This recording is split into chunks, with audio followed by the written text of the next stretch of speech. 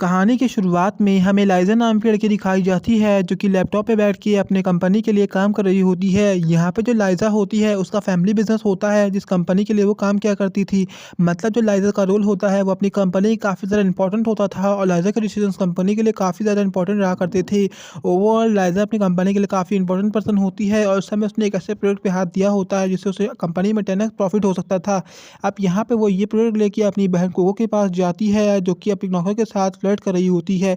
ये देखने के बाद लाइज़ा चौंक जाती है और उसे वहाँ पे रोकने की कोशिश करती है, लेकिन यहाँ पे कोको उसे चुप करवा देती है और उसे बोलती है कि तुम्हारी हिम्मत कैसे हुई मुझे मेरे कामों में दखल-अंदाज़ी करने के लिए। जहाँ पे लाइज़ा उसे समझाती है कि हमारे पेरेंट्स ने हमें ऐसी ये तरबियत नहीं दी है कि तुम्हें ऐसे काम करने चाहिए और ये सब करने से काफ़ी बुरा होगा, जिस वजह से वो अभी सुधर जाए। लेकिन जो लाइज़ा होती है वो कोको की स्टेप सिस्टर होती है, जिस वजह से कोको उसके साथ हमेशा बैड बिहेव किया करती थी और उसे बुरा-भला बोला करती थी। लेकिन उसे समझाती है कि यहाँ पे तुम मेरी चीज़ों में मत बोलो। ओवरऑल यहाँ पे इन लोगों के बीच बहस हो जाती है, जिसके बाद जो कोको होती है वो एक प्लान बनाती है और लाइज़ा को उस प्लान में फँसा देती है। वो उसके नौकर के पास धकेल देती है और इधर भी जो उनके पेरेंट्स होते हैं वो पहुँच जाते हैं। जिसके बाद जो लो कोको होती है वो कहती है मॉम डैड देखिए लाइज़ा क्या कर रही थी। लाइज़ा एक नौकर के साथ फ्लर्ट कर रही होती है और मैंने उसे रंगे हाथ पकड़ लिया, इस वजह से उसने मुझे मारने लग गई। जहाँ पे जो लाइज़ा होती है वो अपनी बात को साफ करते हुए कहती है कि नहीं मॉम डैड मैंने ऐसे बिल्कुल भी नहीं किया था। लेकिन यहाँ पे उसके मॉम डैड जो होते हैं वो कोको की तरफ को ज़्यादा बात को ध्यान दे रहे होते हैं। जिसके बाद जो कोको होती है वो उसकी बात को पक्का करने के लिए कहती है कि यहाँ पे ये नौकर को तुम इशारा बता दो कि नौकर ने क्या किया है। जिसके बाद वो नौकर भी इस बात में मिल जाता है और यहाँ पे लाइज़ा को ही ब्लेम कर रहा होता है। जिसके बाद जो उसके डैड होते हैं वो लाइज़ा को काफ़ी बुरा-भला बोलने लगते हैं।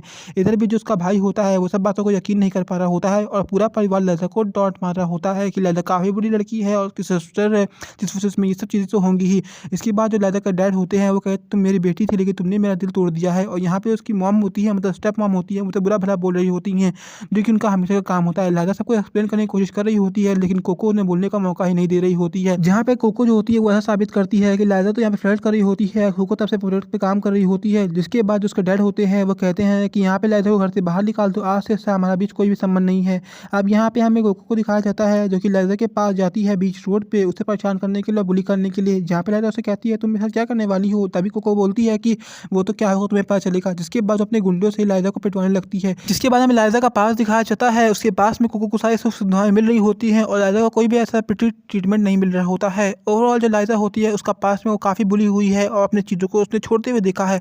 जिसके बाद हमें लाइज़ा को रीबर्न होते हुए दिखाया जाता है, जहाँ पे लाइज़ा अपने पास में आ चुकी होती है। यहाँ पे लाइज़ा सोचने लगती है कि शायद ये सब सपना होगा, लेकिन तभी पता चलता है कि लाइज़ा को ये सब सपना नहीं होता है। लाइज़ा अपने पास में आ चुकी होती है और यहाँ पे उसे मौका मिला होता है अपनी गलतियों को सुधारने का, जिसकी वजह से लाइज़ा ने फैसला कर लिया होता है कि अपनी गलतियों को सुधार के रहेगी।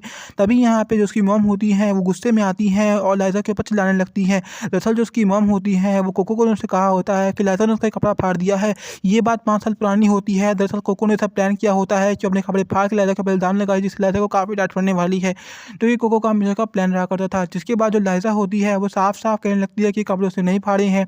लेकिन यहाँ पे उसकी मॉम होती हैं वो कोको का साथ देते हुए लाइज़ा को काफ़ी बुली करती हैं और परेशान करती हैं। लेकिन यहाँ पे जो लाइज़ा होती है वो अपनी बात को साबित करती रहती है। लेकिन अब लाइज़ा ने फैसला कर लिया होता है कि वो ऐसा नहीं करेगी, इसके बजाय वो दूसरा काम करेगी। जिसके बाद हमें लाइज़ा को दिखाया जाता है जो कि उसका कपड़ा उठाती है और कोको के मुँह पे फेंक के मार देती है। लेकिन तभी यहाँ पे पूरी फैमिली इकट्ठा हो जाती है और कोको को जो लाइज़ा होती है उसे बुरा-भला बोलने लगती है। लेकिन यहाँ पे लाइज़ा उसे बोलती है कि उसे जो भी करना है वो अपनी मर्ज़ी से करेगी और यहाँ पे उसका ही परिवार में हक था, जिस वजह से उसने उसका हक चुका दिया है। जिसके बाद जो कोको होती है वो रोने लगती है और सारे पेरेंट्स चिपकाने लगते हैं। तभी यहाँ पे उसके डैड उसे कहते हैं कि तुम कोको से माफ़ी माँगो, लेकिन लाइज़ा उसे कहती है क्यों नहीं। इधर भी जो लाइज़ा होती है वो एक फ्लावर पॉट उठाती है और कोको के मुँह पे खींच के मार देती है। इसके बाद जो पूरा परिवार होता है वो कोको की तरफ ट्रीटमेंट करने लग जाता है कि तुम्हारे ब्लड से कितना खून निकल रहा है और लाइज़ा कितनी बुरी लड़की है। इसके बाद जो उसके डैड होते हैं उसे कहते हैं तुम्हारा हमारे परिवार से कोई भी संबंध नहीं और आज से मैं तो अपने घर से निकाल रहा हूँ।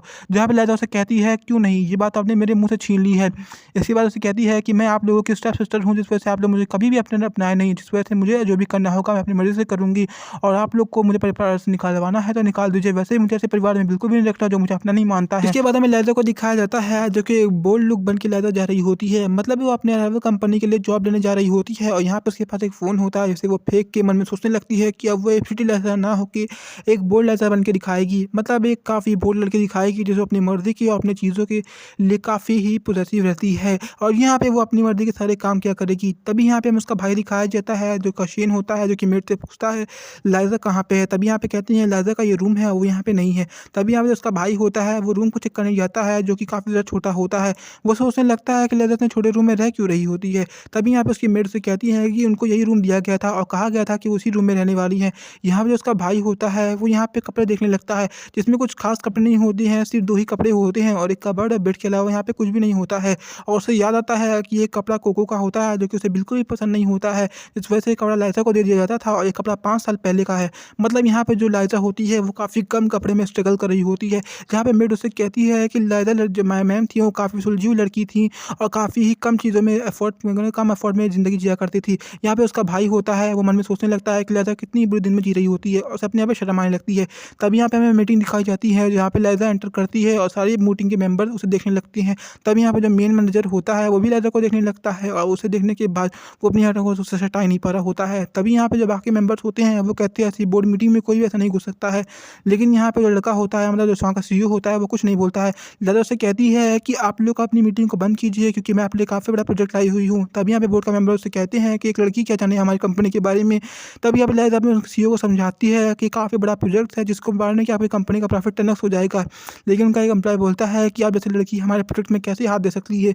जहाँ पे लाइज़ा कहती है आप एक बार मेरी फाइल्स को तो ज़रूर देखिए। जिसके बाद जो सीईओ होता है वो उसकी फाइल्स को देखता है, जो कि काफ़ी ज़्यादा इंटरेस्टिंग होती है, जिस वजह से बोर्ड मीटिंग को वहीं पे बंद करके उनके ऑफर को रिजेक्ट कर देता है और लाइज़ा को एक रूम में ले आता है। जिसके बाद वो लाइज़ा को लाने के बाद उसे कहता है कि तुम्हें कैसे पता कि हमारी कंपनी इतने प्रॉफिट में जा सकती है। लाइज़ा कहती है मैं काफ़ी होनहार लड़की हूँ, जो कि अपने प्रोजेक्ट पे काफ़ी ध्यान दिया करती हूँ। इस वजह से वो लाइज़ा के साथ फ्लर्ट करने लगता है और लाइज़ा भी उसके साथ फ्लर्ट करने लगती है। यहाँ पे लाइज़ा का जो अपॉइंटमेंट होता है वो कहता है कि तुम मेरी कंपनी के लिए काम क्यों करोगे जब तुम दूसरी कंपनी के लिए काम करती हो। लाइज़ा उनसे कहती है कि वो कंपनी मेरी फैमिली कंपनी थी, लेकिन वो लोग मुझे अपना नहीं मानते, जिस वजह से मैंने उन्हें छोड़ दिया है और अब मैं आपके लिए काम करना चाहती हूँ। मतलब कि आपके प्रॉफिट को 10x करना चाहती हूँ। यहाँ पे वो शायद से उसे फ्लर्ट कर रही होती है या कहीं ये अपनी जॉब पाने के लिए एक नोटिस दे रही होती है। यहाँ पे सीरीज़ काफ़ी इंटरेस्टिंग और मज़ेदार हो चुकी है। आपको पूरी सीरीज़ देखने के लिए कमेंट सेक्शन में पार्ट 2 लिखना पड़ेगा। अगर आप लोग पार्ट 2 लिखेंगे तो मैं इसका पार्ट 2 ज़रूर बनाऊँगा और आगे देखने के लिए वीडियो को लाइक करके चैनल को सब्सक्राइब ज़रूर कीजिएगा। Thank you for watching this video.